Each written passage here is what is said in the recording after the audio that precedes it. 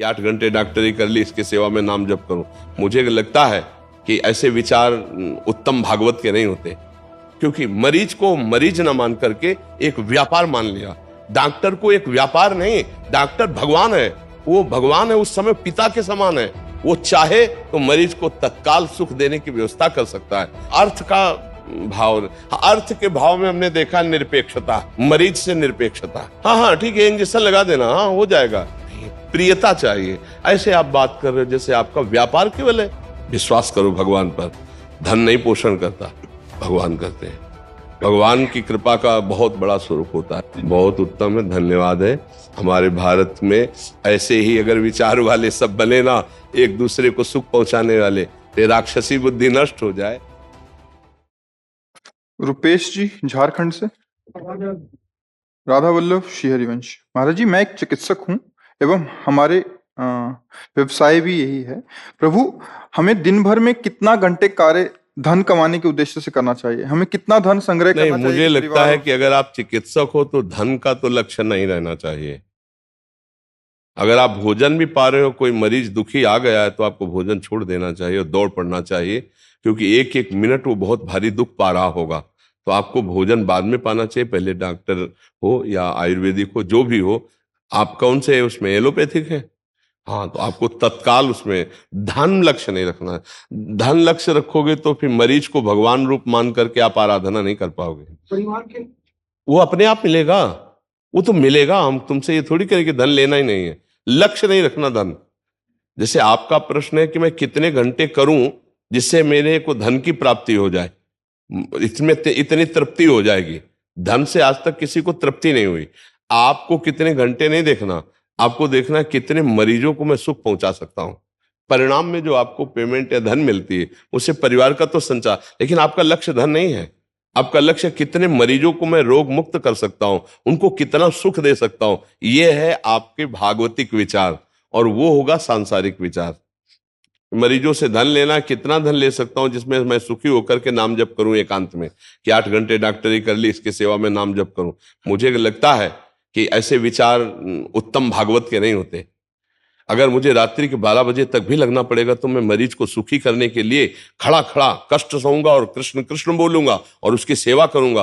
और अगर हो सकता है उसके पास पैसे ना हो, तो अगर हमारे पास है तो मैं एक दिन भूखा रह करके भी उसको निरोग करना चाहूंगा। ऐसे से भगवान प्रसन्न हो जाते हैं। ऐसे को कोई अलग साधना नहीं करनी पड़ती मेरी समझ में। अगर आप हमारी बात को समझ पा रहे हो, आपका इसमें कोई संशय है? क्योंकि आपके नेत्र भी बता रहे हैं कि आप समझ नहीं पा रहे हैं। बोलिए। परिवार हैं और बच्चे हैं, तो उनके लिए पर्याप्त धन का कुछ।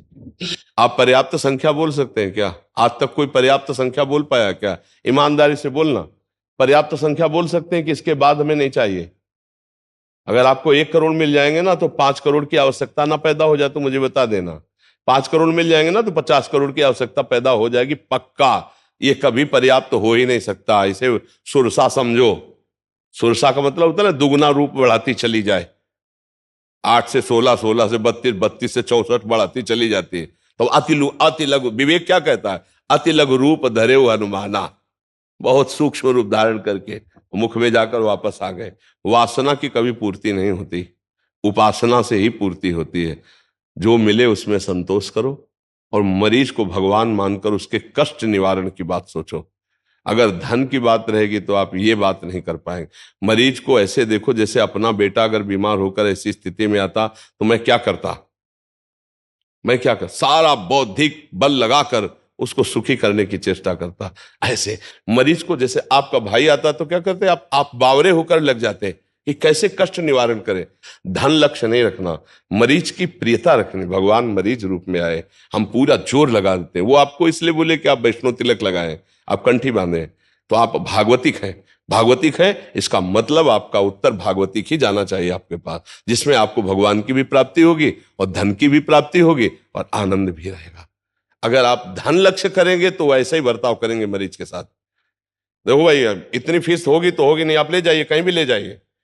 इतने रुपए की व्यवस्था होगी तो ऑपरेशन कर सकते हैं। नहीं, आप मतलब आपको मरीज से मतलब नहीं, केवल रुपए से मतलब है।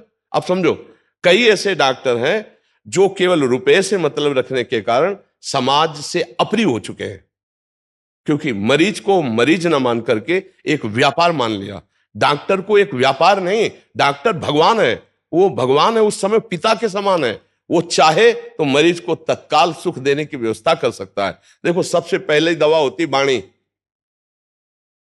आप बिल्कुल निश्चिंत रहिए, आप जैसे हजारों मरीजों को ठीक किया है, आप वादा करता हूं आप सुखी हो जाएंगे, आप निरोग हो जाएंगे।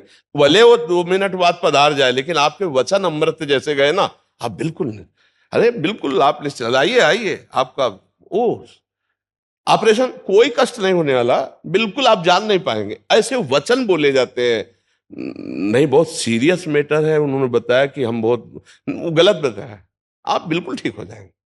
भले वो 4 मिनट बाद बहुत सीरियस स्थिति में मर जाएगा, लेकिन आपके वचन ऐसे होने चाहिए। मरीज का पहली औषधि आपके वचन, दूसरी आपकी प्रियता, तीसरी आपकी जो ज्ञान कमाया है आपने औषधि का, उसका प्रयोग, उसमें मन माना नहीं, अर्थ का भाव। अर्थ के भाव में हमने देखा निरपेक्षता, मरीज से निरपेक्षता। हाँ हाँ ठीक है, इंजेक्शन लगा देना, हाँ हो जाएगा, नहीं, प्रियता चाहिए। ऐसे आप बात कर रहे हो जैसे आपका व्यापार केवल है। अरे वो मरीज आया है, भगवान आए हैं उस रूप में, आपको ज्ञान मिला है, आप अपने पूरे ज्ञान का प्रयोग कर दीजिए। कभी ऐसा करके देखना, पूरे ज्ञान का प्रयोग कर दीजिए, अर्थ की अव्यवस्था में आप अपना अर्थ लगा दीजिए और फ्री सेवा कर दीजिए, तो आपके परिवार में ऐसे प्रवीण पैदा होंगे कि जो कमा के भी तुम नहीं उनको प्रवीण कर सकते थे, वो कमा के तैयार कर देंगे। बच्चे ऐसे शालीन सौम्य और ऐसे विवेकवान बनेंगे कि देख देख के आपको सुखी अंदर सुख होगा। और करोड़ों बेईमानी करके दूसरे की खून और दूसरे की जान पर खेल करके रख लो, वही बच्चे तुम्हारा खून पिएंगे, ऐसे आचरण करेंगे कि घर में जाओगे तो जलोगे और बाद में थप्पड़िया के तुम्हें घर से निकाल देंगे। तुम्हारी कमाई हुई संपत्ति से तुम्हें बहिष्कार कर देंगे, तुम्हें जीने लायक नहीं रखेंगे, क्योंकि तुमने ऐसा अपराध किया तो उसका दंड तुम्हारे बच्चे ही देंगे, तुम्हारा परिवार। हमारी बात शायद थोड़ी कड़वी लग रही हो, लेकिन आप अक्षरशः सत्य समझ लेना, मरीज में भगवान है और आप निष्काम भाव से डॉक्टर बने हैं तो आप उसकी, और धन तो आपको मिलेगा ही। ऐसा कौन सा कार्य है जो आपको धन न मिले डॉक्टरी में? लेकिन बेईमानी नहीं, ईमानदारी से आप, धन की प्रधानता नहीं। कई ऐसे गरीब भाई बहन बीमार होते हैं जिनके पास, अरे आजकल कितना पैसा केवल जांच में लगता है भाई। तुम्हें लगा कि 4,000 5,000, उस गरीब आदमी से पूछो जो गेहूं बेच के लाया है, किसान मेहनत करके आया, वो 5,000 क्या समझते हो? उसके लिए 5 करोड़ के बराबर 5,000 है, क्योंकि वो गेहूं बेच के आया है, वो चना बेच के आया है, जो बैल जैसी मेहनत करके कमाया। गेहूं कितने का गेहूं बिके? 5,000 में कितना ढेर सारा गेहूं उसका बिक जाता है, और पैदा कितना होता। अब वहां तुम्हें इतनी जांच करो, इतना ये करो, इतना ये करो, अब उसकी तो हालत खराब हो रही है, किसी तरह अपने आदमी को जिलाना चाहता है। इन बातों को देखना चाहिए। जो धनी है, जो संपन्न है, उनसे आप पूरा हिसाब किताब लीजिए, लेकिन जो गरीब है उनके हिसाब में थोड़ी छूट कीजिए। अपनी तरफ से अपने को कम धन कमाने का उद्देश्य रख के उसको स्वस्थ रखने, तो भगवान आपके परिवार में ऐसा किसी को खड़ा कर देंगे जो बहुत धनी हो जाएगा। हमारी आंतरिक बातों को समझा जाए कि भगवान ने देखा कि आपने धन की प्रधानता नहीं की, तो आपसे श्रेष्ठ डॉक्टर बन सकता है, आपसे ग्रेजुएट धनी बन सकता है, वो बुद्धिमान बन सकता है, और आपने अगर अधर्म की कमाई की तो आपको जलाने वाला बन सकता है। भगवान का आश्रय लिया जाए, मरीज को भगवान समझ करके धन की प्रधानता न रखते हुए पूरी सेवा की जाए, तो निश्चित भगवान की कृपा सुख प्रदान करती, ना कि धन।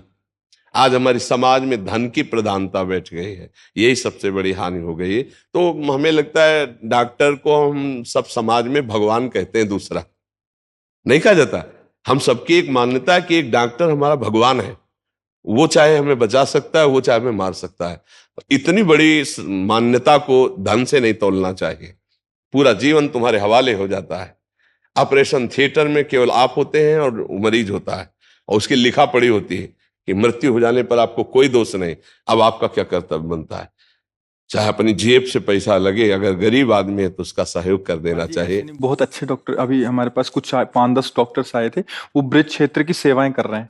मतलब गांव गांव जाके या ऐसे बरसाना में, वृंदावन में शिविर लगाते हैं, जिसमें वो फ्री ऑफ कॉस्ट दवाइयां लेके आते हैं। और मतलब जो साधु संत जन ऐसे हैं, वो 10 डॉक्टर्स थे, अभी टीम है महाराज जी पूरी, मतलब भागवती का आपका सत्संग सुनते हैं, तो मतलब उन्होंने ऐसा किया है कि महाराज आपसे ही प्रेरणा लेके कि जन समाज की फ्री ऑफ कॉस्ट, मतलब जो उनका बीपी चेक कर रहे हैं, किसी को शुगर है, किसी संत भगवान को उसको पता नहीं है, तो उनको दवाइयां प्रोवाइड कराई जा रही हैं हर महीने 15 बहुत दिन में। बहुत उत्तम है, धन्यवाद है।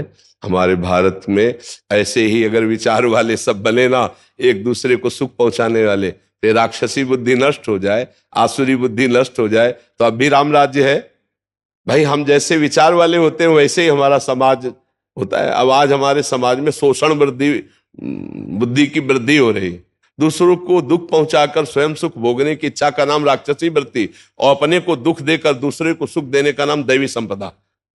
वो दैवी संपदा भागवतिक है। तो आप तो दैवी संपदावान हैं, आप विवेक से चलिए, परिवार का पोषण करने के लिए चिंता मत कीजिए। भगवान करे योगक्षेमम वहाम्यहम, विश्वास करो भगवान पर। धन नहीं पोषण करता, भगवान करते हैं। भगवान की कृपा का बहुत बड़ा स्वरूप होता है। परिवार को नष्ट होते देखा है, बड़े जमींदार, बड़े रुपया पैसा जमा, धर्म शुरू हुआ ना तो हमने बर्बाद होते देखा है। और एक गरीब घर को सजते हुए देखा, धर्म से चलते हुए। धर्म से चलो, मेहनत करके कमाओ, तो बच्चे तुम्हारे बड़े धनी हो जाएंगे। सबसे बड़ा धन होता है बौद्धिक स्तर शुद्ध होना। बौद्धिक स्तर बिगड़ गया, खूब रुपया कमाया, ड्रग्स पी रहे, गंदे आचरण कर रहे हो, किस काम का परिवार हो जाएगा।